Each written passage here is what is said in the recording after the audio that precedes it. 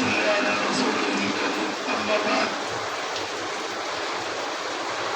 فأعوذ بالله من الشيطان الرجيم بسم الله الرحمن الرحيم وأما الجدار فكان لغلامين يتيمين في المدينة وكان تحته كنز لهما وكان أبوهما صالحا فأراد ربك أن يبلغا أشدهما ويستخرجا كنزهما رحمة من ربك وما فعلته عن أمري ذلك تأويل ما لم تستطع عليه صبرا.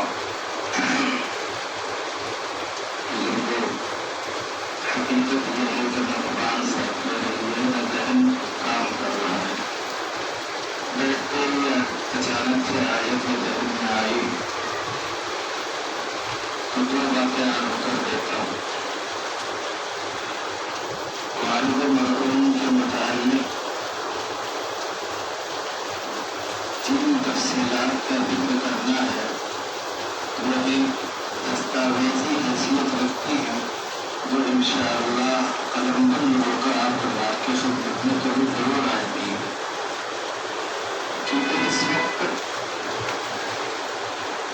ذہن کو اس قدر ساتھ نہیں دے رہا ہے نہ ہی جو شاید جلدی سے سامنے آتی کچھ وقت لگے گا لیکن انشاءاللہ ضرور آئے گی. دو خصوصیتیں والد صاحب کی ایسی تھی جو شاید کم و بیش کسی کو حاصل ہو. پہلی چیز یہ تھی وہ خود بخود کام کرنے پر یقین رکھتے تھے، خود کام کرنے پر یقین رکھتے تھے. اور دوسرے اس تعلق سے کہ کوئی دینی کام یا خدمت انجام دے رہا ہے تو اس سے انتہا محبت رکھتے تھے. حسد، کینہ اور بغض سے ہمیشہ اپنے آپ کو دور رکھا اور اس کی نصیحت ہم سب کو کرتے تھے.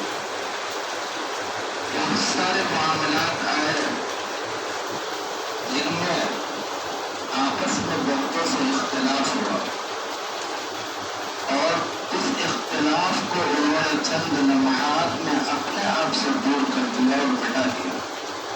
سب سے بڑا حادثہ زندگی کا جو تھا وہ مدرسہ تعلیم الدین سونپور کو انہوں نے زمانہ طالب علمی میں عربی پنجم میں قائم کیا تھا. جب عربی پنجم میں تھے اس وقت انہوں نے قائم کیا تھا اور اس میں ایک بڑے عالم کو لا کر بحیثیت مدرس رکھا. زمانہ طالب علمی میں ان کو 300 روپے تنخواہ دیتے رہے. زمانہ طالب علمی میں اس معاملے میں جب کبھی کوئی کمی ہو جاتی تھی تو معاون فقیر الامت حضرت مولانا مفتی محمود صاحب علیہ الرحمہ ہوا کرتے تھے. وہ حضرت پورے کرواتے تھے. کبھی کمی ہوتی تھی تو حضرت اپنے جیب خاص سے یا حضرت کسی سے کہہ کر کے پورا کروا دیتے تھے. بعد میں انہیں کو مسلم بھی بنایا تو انہیں سے اختلاف ہو گیا. یہ جملہ کہہ کر کے والد صاحب نے چھوڑ دیا میں نہیں چاہتا ہوں کہ آپ میرے بغیر رہیں. آپ نہیں رہیں گے تو میں مدرسے میں نہیں رہوں گا. جو لوگ وہاں تھے وہ جانتے ہیں اور گواہ یہاں موجود ہو. آپ نہیں رہیں گے تو میں نہیں رہوں گا. آپ رہیں گے تو رہوں گا. دوسری طرف سے جواب یہ تھا کہ نہیں میں تمہارے ساتھ نہیں رہوں گا.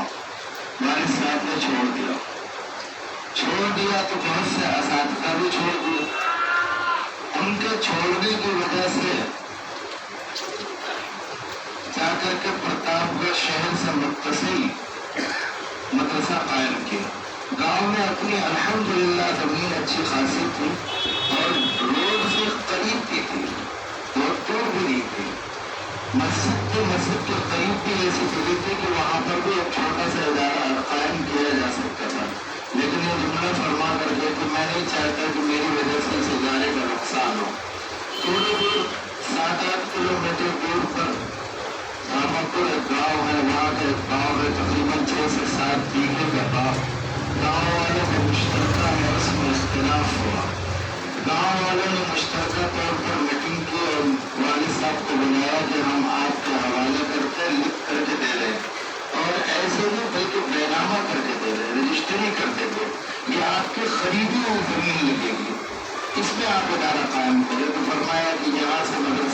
مسجد قریب ہے، اس لیے میں ادارہ یہاں نہیں قائم کروں گا۔ ملا نصیر الدین صاحب کا مدرسہ قریب ہی ہے، 6 کلومیٹر کی دور پر ان کا مدرسہ خود پہلے سے ہے، 2.5 سے 3 بیگھے کی زمین میں ہے۔ انہوں نے کاغذات لا کر کے دیے کہ آپ مجھے چلائیے، فرمایا میں یہاں نہیں چلا پاؤں، کا نام کر دیتا ہوں، سب کچھ چھوڑ دیتا، چلائیے کا نہیں۔ میں مدرسے کا نقصان اس حیثیت سے نہیں کرنا چاہتا ہوں، میرے اس ترک دیوار میں کہیں رہنے کی وجہ سے قوم 2 حصوں میں بٹی گئی اور میں قوم کو 2 حصوں میں نہیں بانٹنا چاہتا، اس لیے میں قائم نہیں کرتا۔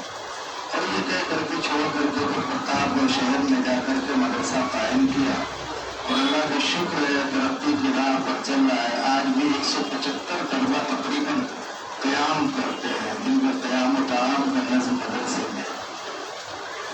اس کے بعد ایک طویل زمانہ گزرا، مسلسل سیرت النبی کو بیت اللہ وہاں کر رہی تھی، سیرت کمیٹی قائم ہوئی جس میں دونوں جمعیتوں کے لوگ شریک رہے، اور ہمارے گاؤں سے متصل ایک جامع مسجد ہے نوگستہ میں، وہاں سیرت النبی کا پروگرام تھا۔